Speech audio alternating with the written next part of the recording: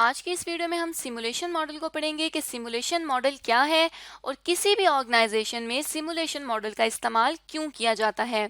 अगर simulation model की बात की जाए तो सिमुलेशन मॉडल एक computer based risk adjustment method है जिसमें कंप्यूटर की बेसिस पर रिस्क को एडजस्ट किया जाता है। और ये मॉडल क्या है, इस मॉडल में बेसिकली इस प्रॉब्लम को ओवरकम किया गया है कि जब एक ही आउटकम के लार्जर नंबर आ जाते हैं और उनसे रिलेटेड ज्यादा कोरिलेशंस भी आ जाते हैं। मतलब कि अगर जो एक आउटकम है, एक वेरिएबल है, लेट्स सपोज वेरिएबल कॉस्ट, तो वो एक वेरिएबल कॉस्ट के बजाय 2, 3 या 4 वेरिएबल कॉस्ट ऑर्गेनाइजेशन के पास आ गई हैं और इसकी प्रोबेबिलिटीज भी दी गई हैं कि लेट्स सपोज अगर 2 वेरिएबल कॉस्ट है तो इसकी प्रोबेबिलिटी 0.30 है, 30% है, नेक्स्ट की 40% है और नेक्स्ट की 30% है।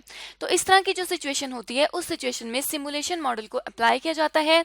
जैसे कि हम अपनी लास्ट वीडियो में सेंसिटिविटी एनालिसिस को डिटेल में डिस्कस कर चुके हैं कि जो सेंसिटिविटी एनालिसिस है वो ये बताता है कि अगर एक वेरिएबल चेंज हो तो किस तरह से एक डिपेंडेंट वेरिएबल चेंज होता है। लेट्स सपोज कि वेरिएबल कॉस्ट के चेंज होने से किस तरह से एनपीवी चेंज होगी, ये हमें सेंसिटिविटी एनालिसिस बताता था कि वेरिएबल कॉस्ट एनपीवी के लिए कितनी सेंसिटिव है।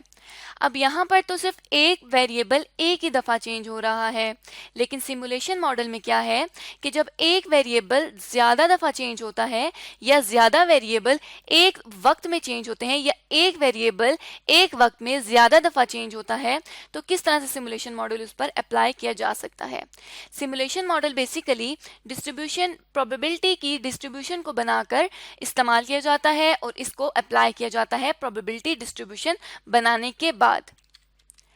जैसे कि लेट्स सपोज एक कंपनी है एबीसी कंपनी और हम ये कह देते हैं कि एबीसी कंपनी के पास 3 वेरिएबल्स हैं, एक है वेरिएबल कॉस्ट, एक है सेलिंग प्राइस और एक है सेल्स वॉल्यूम। अब हम ये कहते हैं कि ये जो 3 वेरिएबल्स हैं ये तीनों वेरिएबल्स इंडिपेंडेंट वेरिएबल्स हैं, मतलब ये वेरिएबल्स किसी भी टाइम चेंज हो सकते हैं और इन पर बेस करती है एनपीवी। हमने जब भी देखा हमने एनपीवी में ज़्यादातर वेरिएबल कॉस्ट, सेलिंग प्राइस और सेल वॉल्यूम्स को भी कंसीडर किया जहां पर हमें ये गिवन था। तो इसकी वजह से नेट प्रेजेंट वैल्यू चेंज हो सकती है। इसका मतलब है कि जो नेट प्रेजेंट वैल्यू है वो डिपेंड कर रही है वेरिएबल कॉस्ट, सेलिंग प्राइस और सेल्स वॉल्यूम पर। इसका मतलब है कि जो नेट प्रेजेंट वैल्यू है वो एक डिपेंडेंट वेरिएबल है जबकि ये 3 इंडिपेंडेंट वेरिएबल हैं। अब अगर सिमुलेशन मॉडल की बात की जाए तो लेट्स सपोज वेरिएबल कॉस्ट के लिए 3 तरह की वेरिएबल कॉस्ट दी गई है, लेट्स सपोज ₹2, ₹4 और ₹8। अब इस तरह के केस में जहां पर डिफरेंट आउटकम्स दिए गए हैं, इनके साथ डिफरेंट इनकी प्रोबेबिलिटीज भी दी गई होंगी, तो उस केस में हम सिमुलेशन मॉडल को अप्लाई करेंगे। या फिर लेट्स सपोज एक टाइम में सेलिंग प्राइस और वेरिएबल कॉस्ट इकट्ठे चेंज हो रही है, तो इस केस में हम क्या करेंगे कि सिमुलेशन मॉडल को अप्लाई करेंगे। अब बात करते हैं कि सिमुलेशन मॉडल किस तरह से अप्लाई किया जा सकता है। तो ऑर्गेनाइजेशन ये कुछ स्टेप्स परफॉर्म करके सिमुलेशन मेथड को या सिमुलेशन मॉडल को अप्लाई कर सकती है, जिसमें जो सबसे पहला स्टेप है वो ये है कि वेरीफाई करना है मेजर वेरिएबल्स को। लेट्स सपोज कि मेजर वेरिएबल्स कौन कौन से हो सकते हैं। मार्केट का साइज, के मार्केट बड़ी है, मार्केट छोटी है या मार्केट दरमियाने साइज की है। सेलिंग प्राइस, के सेलिंग प्राइस क्या है और कितनी चेंज की जा सकती है।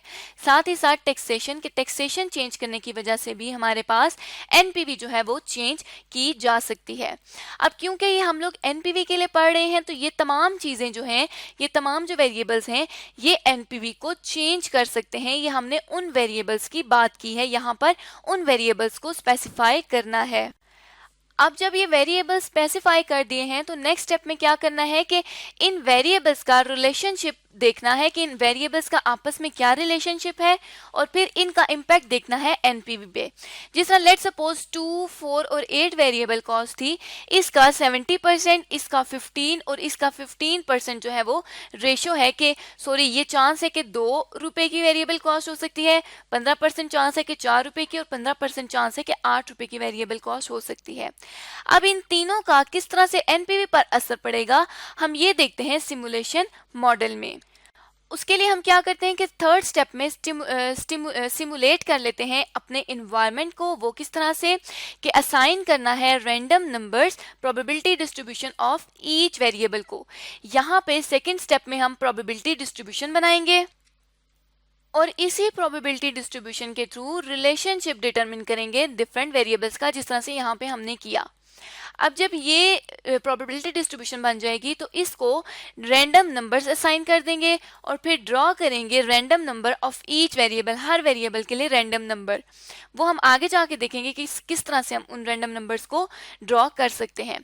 फिर क्या करेंगे कि सिलेक्ट करेंगे value of each variable, her variable की वैल्यू को सिलेक्ट करेंगे और उसके बेसिस पर एनपीवी जो है वो कैलकुलेट कर लेंगे। फिर क्या करेंगे कि इस प्रोसेस को मैनी टाइम्स ज़्यादा दफ़ा रिपीट करेंगे, उसी तरह प्रोबेबिलिटी डिस्ट्रीब्यूशन बनाकर, और फिर लास्ट में क्या करेंगे स्टेप 4 में कि रिजल्ट्स दे देंगे सिमुलेशन के प्रोबेबिलिटी डिस्ट्रीब्यूशन और बनाकर उसकी बेसिस पर एनपीवी कैलकुलेट करके रिजल्ट्स दे देंगे सिमुलेशन के कि कितना चेंज कर सकता है एक वेरिएबल, या एक वेरिएबल के कितनी दफ़ा चेंज होने की वजह से जो एनपीवी है वो चेंज हो सकती है। अब लेट्स सपोज हमारे पास एक प्रोडक्ट है, टैबलेट की प्रोडक्ट, और ये कहा जाता है कि सिमुलेशन मॉडल इस पे अप्लाई करें। फर्स्ट स्टेप में कहा गया था कि मेजर वेरिएबल को स्पेसिफाई करें, तो हम एज्यूम ये कर लेते हैं कि जो मेजर वेरिएबल हमने स्पेसिफाई किया है वो क्या है, वेरिएबल कॉस्ट पर यूनिट का। और ये कहा जाता है कि इस टैबलेट के लिए 3 तरह की वेरिएबल कॉस्ट हैं, जिनमें एक वेरिएबल कॉस्ट है 4 रुपीज़ की, एक वेरिएबल है 4.5 रुपीज़ की कॉस्ट, और एक वेरिएबल कॉस्ट है 5 रुपीज़ की। मतलब इन तीनों में से कोई भी कॉस्ट हो सकती है। अब ऑर्गेनाइजेशन को नहीं पता कि टैबलेट पे वेरिएबल कॉस्ट 4 रुपीज़ वाली लगनी चाहिए, 4.5 वाली लगनी चाहिए या 5 वाली लगनी चाहिए। इसके लिए ऑर्गेनाइजेशन ने प्रोबेबिलिटी बता दी है कि चांस क्या है इन तीनों वेरिएबल कॉस्ट का। तो उसके लिए ये कहा जाता है कि अगर 4 रुपीज़ की वेरिएबल कॉस्ट है तो प्रोबेबिलिटी 30% है, 0.3 है। कि अगर 4 रुपए की वेरिएबल कॉस्ट लगेगी तो उसकी प्रोबेबिलिटी है 30% की। इसी तरह 50% प्रोबेबिलिटी है कि 4.5 की वेरिएबल कॉस्ट होगी। साथ ही साथ 20% ये प्रोबेबिलिटी है कि 5 रुपए की वेरिएबल कॉस्ट होगी। अब ये हमें पता चल गया कि रिलेशनशिप क्या है।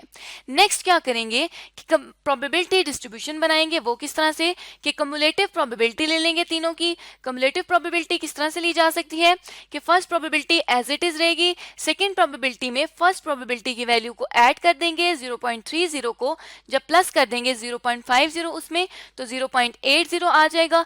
इसी तरह 0.80 में जब 0.20 को प्लस करेंगे तो लास्ट पे 1 आ जाएगा। इसका मतलब है कि हमने कम्युलेटिव प्रोबेबिलिटी ठीक निकाल ली है।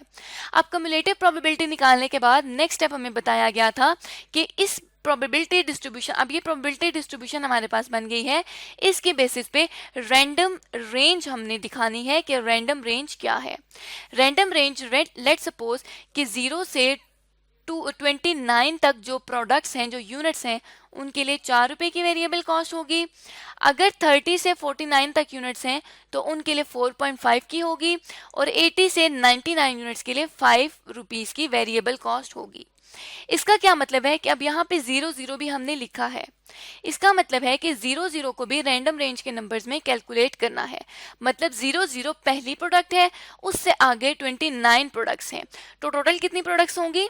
टोटल 30 नंबर्स होंगे कि अगर 30 यूनिट्स के लिए आए तो जो वेरिएबल कॉस्ट लगाई जा सकती है वो लगाई जा सकती है 4 रुपए की। इसी तरह से इन दोनों के दरमियान में जो डिफरेंस है वो है 50 नंबर्स का, कि अगर 50 यूनिट्स आएंगी, 50 यूनिट्स तक की रेंज आएगी तो उसके लिए 4.5 का। इसी तरह से अगर यहाँ पर 20 यूनिट्स आएंगी तो उनके लिए 5 रुपीज़ की वेरिएबल कॉस्ट है। अब इसी की बेसिस पर हम क्या कह सकते हैं कि अगर लेट सपोज जो 30 नंबर तक की प्रोडक्ट्स हैं उनकी जो वेरिएबल कॉस्ट होगी वो होगी 4 रुपीज़ की। मतलब 4 रुपए की जो वेरिएबल कॉस्ट है उसको 30 नंबर असाइन किए गए हैं कि 30 नंबर्स तक 4 रुपए की कॉस्ट चलेगी, जिसकी प्रोबेबिलिटी ये है कि 30% ऐसी प्रोबेबिलिटी है कि 30 जो नंबर्स हैं उन पर 4 रुपए की वेरिएबल कॉस्ट लगेगी। इसी तरह से यहाँ पे 50 ऐसे नंबर हैं जिनकी ये प्रोबेबिलिटी है, 50% प्रोबेबिलिटी है कि 4.5 रुपीज़ इसकी वेरिएबल कॉस्ट होगी। अब इसी रैंडम रेंज की बेसिस पर हम जिस तरह से एनपीवी को कैलकुलेट करते हैं उसी तरह से वेरिएबल कॉस्ट को लेकर एनपीवी को कैलकुलेट कर लेंगे। तो यहाँ पर हम लेट सपोज कि 4.50 को लेकर भी एनपीवी को कैलकुलेट कर सकते हैं। तो इस तरह से आज की इस वीडियो में हमने देखा कि सिमुलेशन मॉडल क्या है और ऑर्गेनाइजेशन सिमुलेशन मॉडल के थ्रू किस तरह से अपने वेरिएबल को एडजस्ट कर सकता है, प्रोबेबिलिटी डिस्ट्रीब्यूशन बना सकता है और उसकी बेसिस पर एनपीवी को कैलकुलेट करेंगे हम अगली अपनी प्रॉब्लम की वीडियो में।